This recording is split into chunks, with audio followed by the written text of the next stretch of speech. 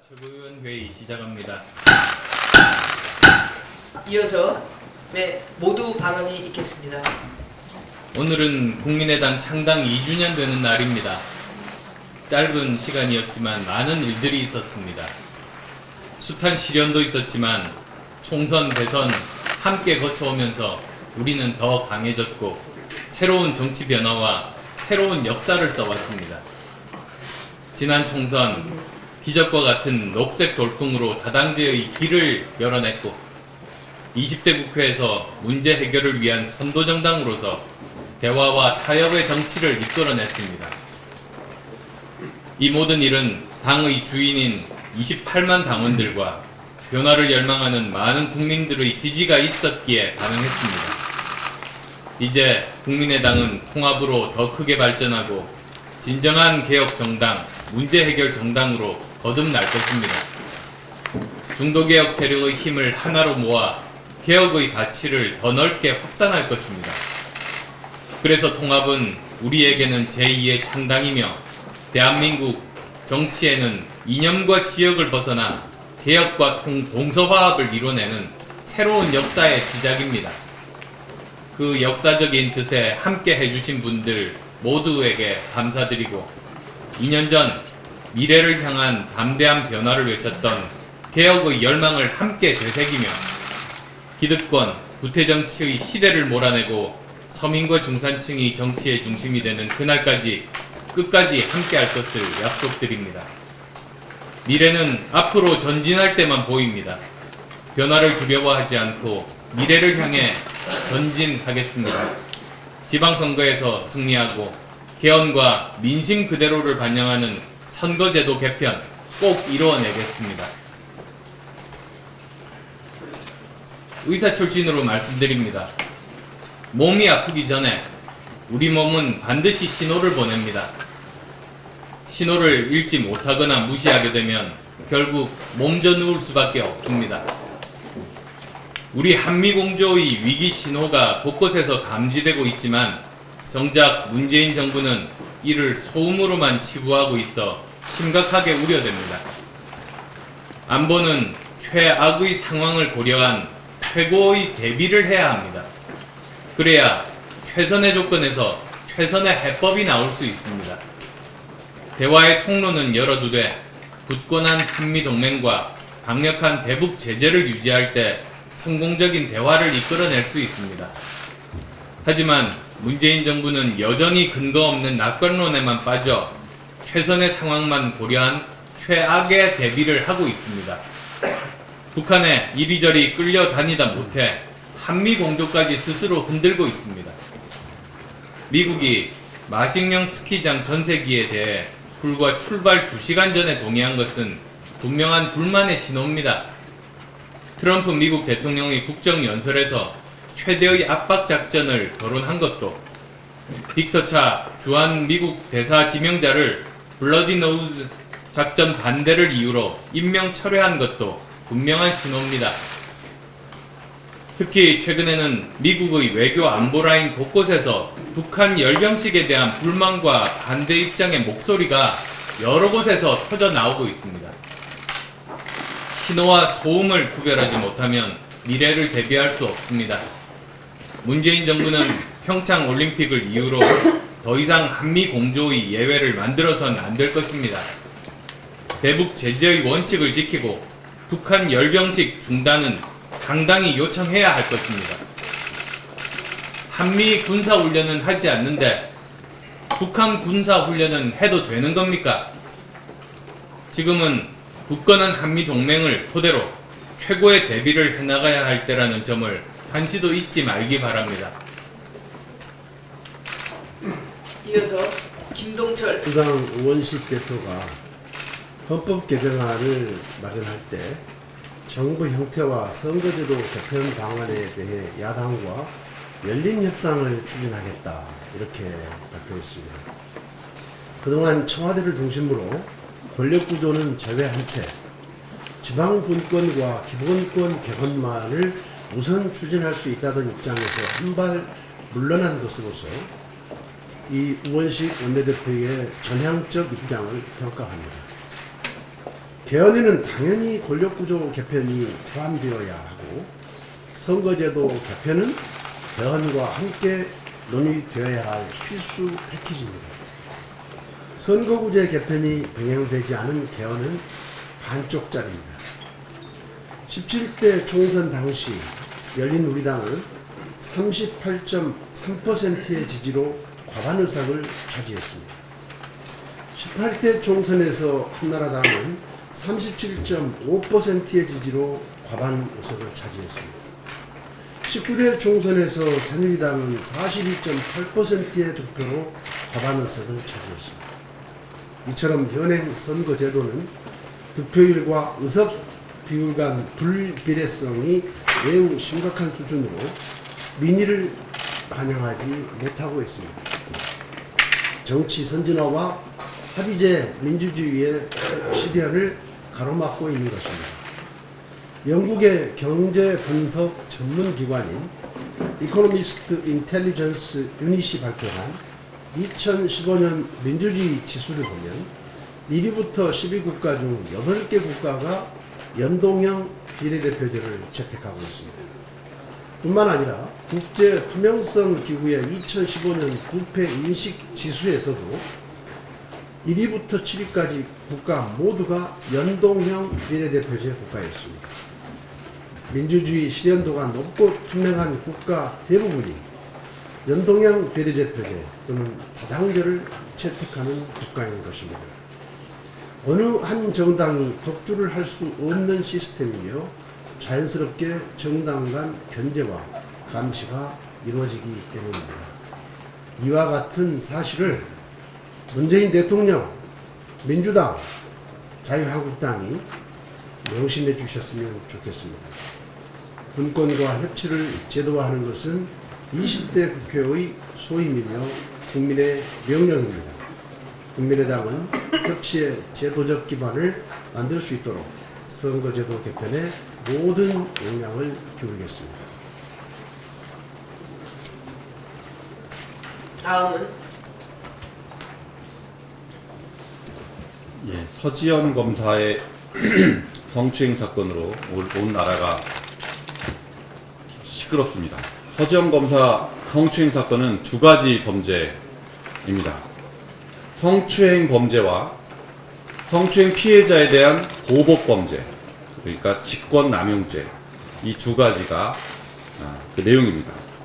성추행 자체도 나쁘지만 피해자에게 보복을 하는 것은 훨씬 더 나쁩니다. 성추행은 개인 범죄지만 성추행 사건을 축소, 은폐, 그리고 보복하는 행위는 혼자서는 할 수 없는 조직범죄입니다. 이 조직범죄 의혹에 법무부 장관이 등장했습니다. 작년 9월 서지현 검사가 피해 사실을 박상기 법무부 장관에게 이메일로 보냈고 박 장관은 담당자를 지정해서 면담하도록 하는 이메일 답장을 보내기까지 했는데 그 면담 이후에 아무런 후속 조치도 없었습니다. 그런데 박상기 장관이 어저께 오전에는 서 검사의 이메일을 받은 사실이 없다라고 했습니다. 그러자 서 검사가 박 장관의 이 답장 메일을 갖고 있다 이렇게 말하자 오후에서야 박 장관이 이메일을 받은 사실이 있다라고 인정했습니다. 박상기 장관이 거짓말을 한 것입니다. 불과 4개월 전의 일이고 다른 일도 아니고 여검사가 성추행을 당한 사건이며 담당자를 지정해서 면담까지 지시해놓고 기억이 나지 않는다는 것은 누가 봐도 거짓말입니다. 박상기 장관은 왜 거짓말을 했을까요? 서검사 보복 사건의 은폐에 박 장관이 직접 개입한 것인지 아니면 눈을 감은 것인지 궁금합니다. 검찰이 특별조사단을 꾸렸지만 검사에게 단장과 부단장을 맡겼습니다. 검사가 인사권자인 법무부 장관을 수사할 수 있겠습니까? 법무부 장관에 대한 조사가 불가피해진 이상 검찰 특별조사관에게 이 사건을 맡길 수 없습니다. 검찰은 조직보호 능력이 타의 추정을 불허하는 그런 조직입니다. 단장과 부단장이 여검사라도 조직의 일부인 검사일 뿐입니다. 차라리 우물에서 숭늉을 찾는 것이 더 나을 것입니다. 특검이 불가피합니다. 이번 사건의 해결을 위해서는 특검이 답입니다. 기초의회 4인 선거구 논쟁이 전국으로 확산되고 있습니다.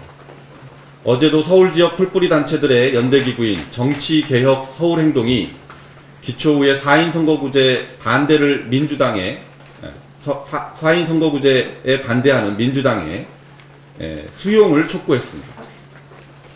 민주당이 개정 헌법 전문에 촛불혁명을 넣는다는 당론을 정했다고 합니다. 촛불혁명을 헌법에 넣으면 뭘 합니까?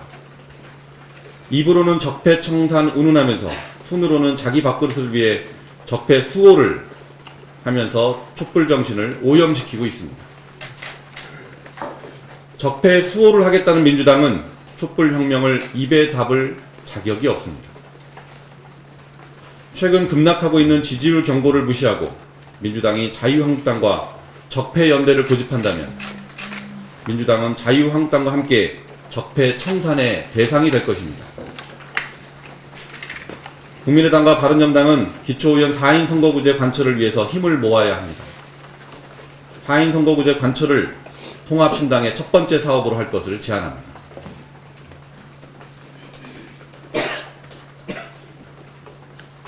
이중근 부영그룹 회장이 2조 원대 부당이득 혐의로 수사를 받고 있습니다. 주거비와 물가를 고려해서 최고 5%까지 인상할 수 있도록 한 법을 어기고 무조건 5%를 인상하는 등 그런 방식으로 가난한 서민들을 착취해 왔습니다. 임대주택을 분양 전환 시 실건축비를 기준으로 분양가를 산정해야 된다는 것이 대법원 판례입니다. 그런데 실건축비보다 훨씬 높은 표준 건축비를 적용하는 방식으로 부당이득을 취해온 사실도 밝혀지고 있습니다. 이 문제는 국민의당 광주광역시당 아파트특별위원회가 집중적으로 문제를 제기해 왔습니다. 그래서 대법원 전원합의체 판결까지 받아내서 세상에 알려지게 되었습니다. 권은희 의원과 김동호 광산구 의원 등의 치열한 싸움이 없었다면 불가능했을 일입니다. 문제는 부영이 이 사건의 대리인으로 김능환 전 대법관을 선임했는데 김 전 대법관은 조금 아까 제가 말씀드린 분양가 산정 시에 실건축비로 해야 한다는 전원 합의체 판결을 한 분입니다. 김능환 전 대법관이 자기가 한 판결을 부정하고 있다는 비판이 일어나고 있는 이유입니다. 검찰은 부영의 임대로 부당이득 사건을 철저하게 파헤쳐서 다시는 서민들의 주머니를 터는 일이 반복되지 않게 해야 합니다. 이상입니다. 다음은 그저께 조선일보 김대중 대기자가 쓴 현재 우리나라의 안보에 대해서 아주 적나라하게 정말로 깊이 있게 쓰는 내용이 있습니다. 한번 읽어보시면 우리나라가 지금 얼마나 안보가 위중한지 아마 느낄 것입니다. 그래서 어제 국방위원회에 이제 참석을 해서 아무리 떠들어도 듣는지 안 듣는지 모르겠습니다. 그래서 어제 통일외교 국방장관을 불러서 연석회를 하더라도 끝장 토론이라도 한번 해보자 그런 제안을 해놨습니다. 대정부리에서는 시간의 제한을 받기 때문에 외교통일 국방만 불러서 정말 한나자리든 하루든 해보자라는 제안을 해놨습니다. 그만큼 안보가 참 걱정스럽습니다. 참 평창올림픽을 뭐 며칠 앞두고 축제 분위기가 되고 국민들이 편안한 마음으로 지켜보아야 되는데 왠지 불안합니다. 왠지. 왜 그럴까요? 지금 미국의 조야의 움직임을 보면 굉장히 심각합니다. 지난 30일 트럼프 대통령은 첫 국정연설에서 북의 무모한 핵무기 추구가 미 본토를 곧 위협할 수 있다며 최대의 압박을 공언했습니다. 그리고 북한의 술책에 속지 않을 것이라는 맥메스터 국가안보보좌관의 말과 또 25년간 속아왔다. 북한에게 더 이상 양보는 없다는 트럼프 대통령의 말씀 등 그간 지속적으로 언급되었던 미국 측 주요 인사들의 워딩을 보면 이와 같은 트럼프 대통령의 국정연설 내용은 예상했던 결과입니다. 그뿐만이 아닙니다. 어제는 중국을 방문한 메이 영국 총리가 리커창 중국 총리와의 회담에서 완벽한 북핵 공조를 다짐했다고 밝혔습니다. 이렇듯 국제사회는 한반도뿐만 아니라 세계 평화를 위협하는 북한의 핵 개발을 용납할 수 없다는 태도를 견지하며 일관된 태도로 북한을 압박하고 있습니다. 그러나 우리 정부는 무엇을 하고 있습니까? 눈을 감고 귀를 닫고 이러한 국제사회의 공조를 아는지 모르는지, 알려고 하지 않는지, 남북대화에 집착하느라 북한의 비핵화는 오간데 없이 전혀 다른 방향으로 안보 전략을 펼치고 있는 느낌입니다. 북한의 제한적 타격을 가하는 이른바 코피 전략을 놓고 백악관에서 우려를 제기한 피터차 교수가 한국 정부의 아그레방까지 받았는데 미국에서 돌연 임명이 처리된 것이 무엇을 의미하는지 신중히 생각해 보아야 합니다. 정부가 말해왔듯이 한미관계가 전혀 문제가 없는지 정말 묻고 싶습니다. 이제 사실상 미국이 북한에 대한 제한적인 공격을 준비할 수도 있다는 가능성을 열어두어야 할 것입니다. 트럼프 대통령께서는 이번 연설에서 10일도 남지 않은 평창 올림픽에 대해 일절 언급하지 않았습니다. 대신 북한 문제에 관해 최대의 압박만을 강조했으며 탈북 젊은이를 내세워 북한 정권의 위험성을 세계에 각인시켰습니다. 이번 트럼프 대통령 연설은 지난 2002년 조지 부시 대통령이 이라크 전쟁을 시작하기 전 연설한 악의 촉 연두교서와 매우 비슷하다는 평가마저 나오고 있는 상황입니다. 평창올림픽과 남북대화를 통해 북한을 미국과의 대화 테이블에 앉히겠다는 문재인 대통령의 전략과 취지는 충분히 이해하고 환영합니다. 그러나 적극적으로 지지합니다. 하지만 북한에 의해 속절없이 농락당하고 국제사회는 엇박자를 내고 있다는 국민의 목소리에 귀를 깊이 기울여야만 할 것입니다.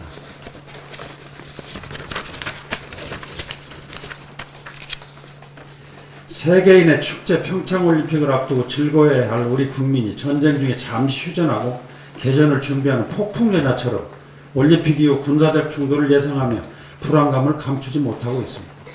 지금이라도 늦지 않았습니다. 우리는 평창올림픽 이후에 일어날 모든 가능성을 열어두고 검토해야 합니다. 오늘 아침에 미국의 국무부의 공식 입장을 보면 이번 8일로 계획되어 있는 열병식을 취소하기를 바란다는 공식 입장을 했습니다.